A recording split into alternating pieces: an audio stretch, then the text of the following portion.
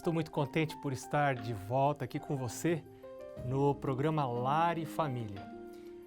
Quero relembrar a você do nosso Facebook, de você curtir nossa página, de você compartilhar nossas publicações e também quero convidar você a seguir o Instagram e acessar o blog do Lar e Família aqui no site da Novo Tempo, onde você pode ver os programas anteriores e ainda fazer o seu pedido para o curso bíblico Família Feliz. Eu quero falar para você de um programa que para mim é muito especial, que pode acontecer na sua igreja, é o programa Adoração em Família. Esse programa tem dois objetivos. O primeiro deles é promover e incentivar o culto da família. E o segundo objetivo é prover educação em valores familiares. Neste ano de 2015, nós estamos estudando este livro, o livro Orientação da Criança. Alguns já têm este conjunto de livros. Esse não é um conjunto comercial, não está disponível para venda em locais de venda, mas alguns eu sei que já possuem este conjunto, esse material. Dentro desta coleção Mensagens de Esperança está o livro Orientação da Criança, que é um livro muito especial. Eu tenho já falado sobre esse livro várias vezes aqui no programa Lar e Família, porque de fato é um livro muito especial para pais que querem guiar os seus filhos para a vida eterna, para o céu, pais que têm propósito, pais que não se veem apenas como geradores de seres humanos, mas como educadores. Isso é muito importante. Então, eu quero convidar você para atentar para esse livro, ler esse livro, sublinhar, estudar. É um livro muito precioso mesmo. E nós vamos agora então à Palavra de Deus. Nós estamos estudando o livro de Romanos e hoje vamos começar uma série de 3 afirmações de Paulo que se encontram no final do capítulo 1 de Romanos. Paulo começa a apresentar o juízo de Deus em relação às pessoas que abandonam a Deus, que escolhem não reconhecer a soberania de Deus, que escolhem não se submeter à direção e orientação da palavra de Deus, à proteção que a palavra de Deus provê. Porque quando eu sigo a palavra de Deus, eu sou protegido. A minha saúde é protegida, o meu casamento é protegido, os meus filhos são protegidos. A palavra de Deus não é só orientação, não é só lâmpada para os meus pés, mas ela é proteção para a minha vida. Então, quando eu escolho andar fora desta proteção provida pela palavra de Deus, eu não posso escolher as consequências. As consequências, melhor dizendo, já estão atadas a escolhas que eu faço. Se eu escolho servir a Deus, eu terei algumas consequências. Se eu escolho seguir a loucura da minha própria cabeça, eu terei outras consequências. Então Paulo agora diz que Deus entrega esses seres humanos a 3 coisas.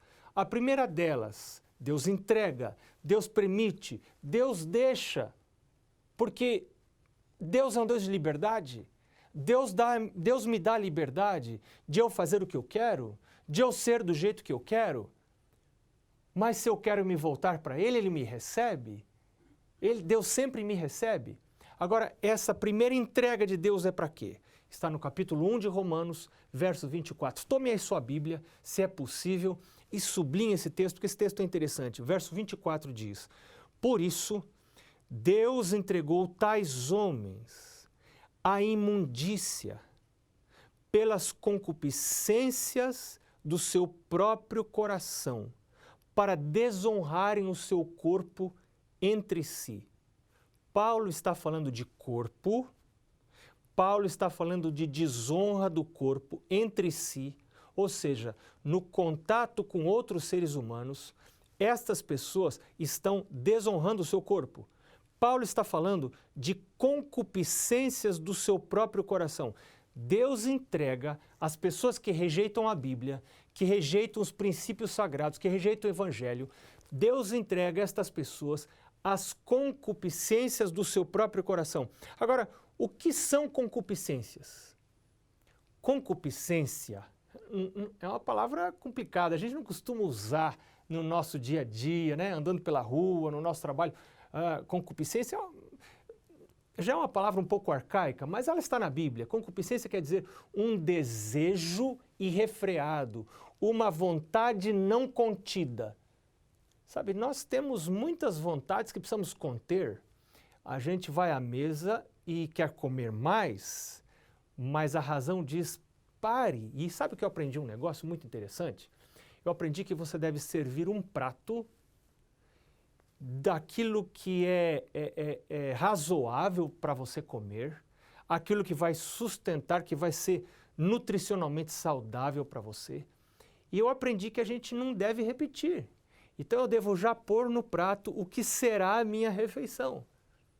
Mas às vezes eu tenho vontade de repetir, e algumas vezes tenho até repetido, mas eu tenho procurado não repetir. Agora, Paulo está dizendo aqui que quando a pessoa não tem a barreira da palavra de Deus na sua vida, do evangelho na sua vida, Deus entrega esta pessoa às concupiscências do seu próprio coração, para desonrar o seu corpo. Ela começa a desonrar o corpo. Esse texto está relacionado à sensualidade, a desejos e a pensamentos irrefreados. Isto é sensualidade. Tem gente que pensa que sensualidade tem só a ver com questões sexuais, com intensificação ou provocação dos desejos sexuais. Mas sensualidade é um conceito mais amplo. O conceito de sensualidade é mais amplo. Sensual é a pessoa que é regida pelos seus sentidos. Não é pela razão, não é pela palavra de Deus. É pelo gosto, é pelo paladar, é pelos meus impulsos, é pelos meus instintos. Eu não coloco nada acima do meu gosto, nada acima dos meus instintos. Se eu tenho vontade, isso eu faço. Esta é uma pessoa sensual. E quando é que isto ocorre? Isto ocorre quando uma pessoa não aceita a palavra de Deus como guia da sua vida. E aí o verso 25, então o verso 25 diz: pois eles mudaram a verdade de Deus em mentira, adorando a criatura em lugar do Criador, o qual é bendito. Amém. E agora Paulo apresenta um segundo texto em que Deus diz que entrega as pessoas. O primeiro nós já vimos, que Deus entrega as pessoas à imundícia pelas concupiscências do seu próprio coração para desonrar o seu corpo.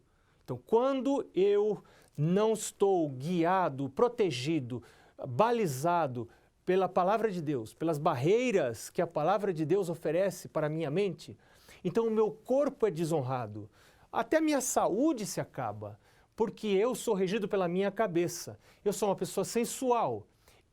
Eu não sou uma pessoa espiritual. E eu esqueci de dizer para você que lá em Judas 19, no verso 19, porque lá no Judas não tem capítulo, são só versos, é um livro pequeno, Judas diz que as pessoas sensuais são as pessoas que não têm o Espírito Santo de Deus.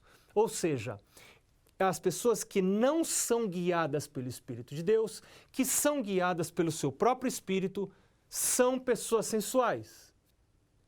E agora então, Paulo apresenta o segundo texto em que ele usa essa frasezinha, Deus os entregou. Deus deixa a pessoa, porque Deus respeita.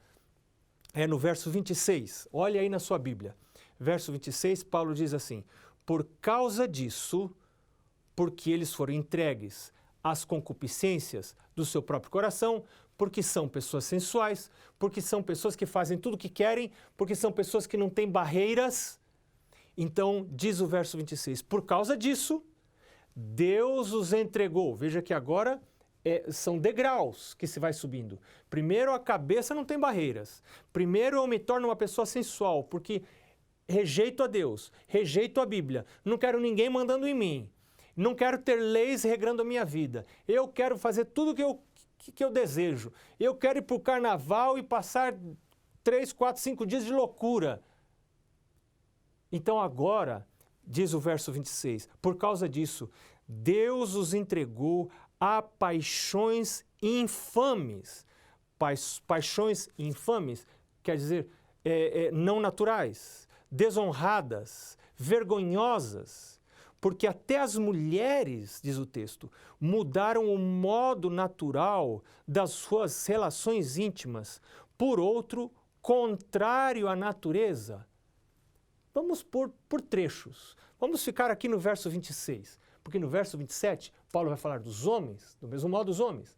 Paulo está dizendo que porque as pessoas não têm barreira para a mente, porque as pessoas são sensuais, porque as pessoas permitem que a sua própria cabeça controle a sua vida e não a palavra de Deus, elas então são entregues por Deus a paixões vergonhosas, paixões desonradas, e as mulheres mudam o modo natural das suas relações sexuais, das suas relações íntimas.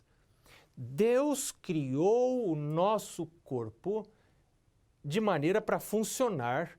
Ele fez nosso corpo com propósito. Cada órgão, inclusive nossos órgãos sexuais, tem a sua maneira de funcionar.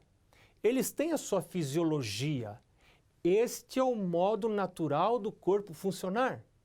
Agora, Paulo diz que quando eu sou uma pessoa sensual, eu desonro o meu corpo.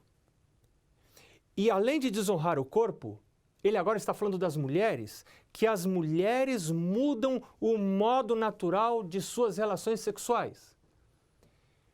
Deus fez as mulheres, claro, estou falando uma coisa óbvia, as mulheres diferentes dos homens. Os órgãos sexuais são diferentes. Deus tem uma funcionabilidade, existe a fisiologia de cada um dos órgãos sexuais. E a palavra de Deus diz que quando o homem rejeita Deus e a mulher rejeita Deus, um dos resultados pode ser a troca, a mudança do modo natural de ter relações sexuais. Deus fez mulheres para ter relações sexuais com homens, mas quando a mente não tem barreira da palavra de Deus, as mulheres podem mudar o modo de ter as suas relações sexuais, suas relações íntimas. Você quer saber mais sobre esse assunto? A gente volta logo depois do intervalo e vamos falar sobre os homens também. Até já!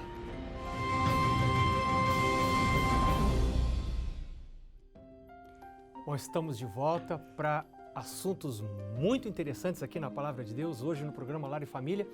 Quero relembrar a você de seguir o nosso Facebook e também quero lembrar a você de seguir o nosso Instagram e seguir o nosso blog aqui no site da Novo Tempo, onde você pode ver os programas anteriores e fazer o pedido do seu curso bíblico Família Feliz. Vamos voltar para a Palavra de Deus? Continue com a sua Bíblia aberta em Romanos capítulo 1. Nós estávamos falando de 3 textos em que Paulo, aqui no final do capítulo 1 de Romanos, diz que Deus entrega as pessoas quando essas pessoas abandonam a Deus, rejeitam a Deus, desprezam a Bíblia como critério para regular a sua vida, para proteger a sua mente, para servir de baliza, de proteção para as suas ações, reações, sentimentos, ideias. A primeira dessas entregas que Deus faz, Deus permite, porque Deus é um Deus de liberdade. Paulo diz no verso 24, Deus entrega os homens à imundícia pelas concupiscências do seu próprio coração para desonrarem o seu corpo entre si. Ou seja, são pessoas que colocam como Deus a sua própria razão, os seus próprios gostos, a sua própria cabeça, seus próprios sentimentos, suas próprias inclinações, e o desejo da sua vida é um desejo hedonista. Eu quero o bem para mim, o meu prazer. São pessoas extremamente egoístas. E nós vimos no verso 26 um segundo estágio desta entrega que Deus faz. Porque, na verdade, Deus está deixando que as coisas sigam o seu curso natural. Uma das consequências é a alteração na nossa vida sexual. Olha, nossa vida sexual tem muito a ver com Deus. Deus foi o criador da sexualidade. Deus não criou a sexualidade só para a gente ter filhos. Deus criou a sexualidade para a gente também ter prazer. Você pode encontrar isso através de toda a Bíblia. A Bíblia não ensina, isso não é um ensino da Bíblia, de que nós devemos ter relação sexual apenas para ter filhos. A Bíblia não ensina isso. Você encontra em vários lugares, vários textos, você encontra isso no livro de Cantares, você encontra isso em Provérbios, você encontra isso em 1 Coríntios capítulo 7, onde Paulo diz que é da vontade de Deus que os casais mantenham relação sexual. E não necessariamente para ter filhos, porque Deus programou a relação sexual como um elo de profunda ligação emocional entre um casal de um homem e uma mulher, um casal heterossexual. Esse foi o propósito de Deus para com a relação sexual.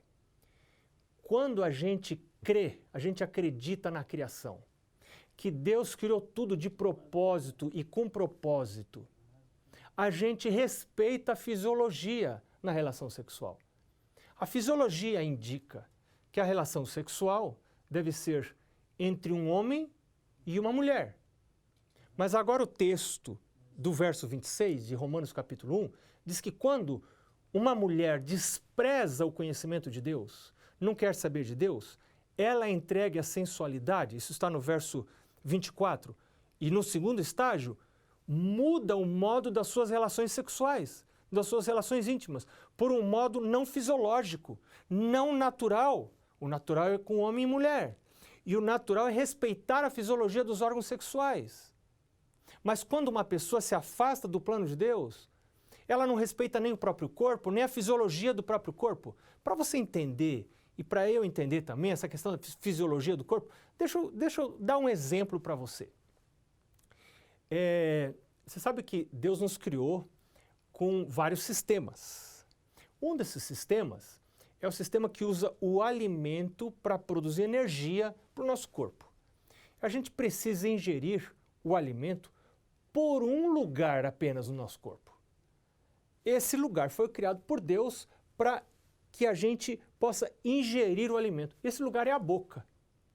Mas vamos dizer que eu despreze essa fisiologia. Eu despreze o propósito funcional da boca. Deus criou esse propósito. Deus me fez com dentes, com língua, com boca para eu poder me alimentar, para eu ter nutrição, para eu ter energia para viver. Mas vamos supor que eu despreze esse propósito de Deus e eu então resolva começar a me alimentar através da orelha, porque estou cansado de comer pela boca. Estou cansado de me alimentar através da boca, de mastigar os alimentos. Então agora eu resolvo começar a me alimentar através da orelha. Bom, em primeiro lugar, não vai ser tão fácil a orelha alcançar o prato. Talvez com o garfo você consiga até introduzir um pouco de comida na sua orelha, mas eu não recomendo isso para você, porque não é fisiológico, não é funcional. O seu corpo, o meu corpo, não foi criado para se alimentar pela orelha. Outra pessoa pode dizer assim, estou cansado de me alimentar pela boca e agora vou começar a me alimentar pelo nariz. Olha, você pode ter um problema muito sério, porque fisiologicamente isto não é natural. É um modo contrário à natureza. E Deus está dizendo que quando as pessoas se afastam dele, uma das consequências são relações sexuais contrárias à natureza, que não respeitam a fisiologia do corpo. Deus fez cada parte do corpo com a sua própria função. E a gente precisa respeitar essa função. E Paulo diz aqui no verso 26 que as mulheres, quando se tornam sensuais, ou seja, regidas apenas pelos seus sentidos, não regidas pela palavra de Deus, elas desonram o corpo, isso está no verso 24, e elas mudam o modo natural das suas relações íntimas, das suas relações sexuais, por um outro contrário à fisiologia, contrário à natureza. Então, veja, o afastamento de Deus, altera nossa conduta sexual, altera a nossa maneira de enxergar a sexualidade como sendo um dom de Deus, como sendo uma maneira de respeitar o nosso próprio corpo. Isto altera a nossa sexualidade. Mas Paulo não para aí. Paulo, no verso 27, inclui os homens, e agora ele diz, do mesmo modo, ou semelhantemente, os homens também, deixando o contato natural da mulher, se inflamaram mutuamente em sua sensualidade, cometendo torpeza. Torpeza são atos impróprios. Cometendo torpeza, homens com homens, e recebendo em si mesmos a merecida punição do seu erro. Então Paulo diz que quando um ser humano não tem a palavra de Deus como critério, quando um ser humano não aceita Jesus como seu Criador, quando um ser humano não entende o seu corpo como tendo sido criado por Deus, com propósitos e de propósito, e cada parte do corpo funcionando, respeitando leis, as leis naturais que regem o funcionamento do corpo, não respeitando a fisiologia do seu corpo, esta pessoa, diz no verso 26 e verso 27, ela começa a mudar a sua maneira de ter relações sexuais.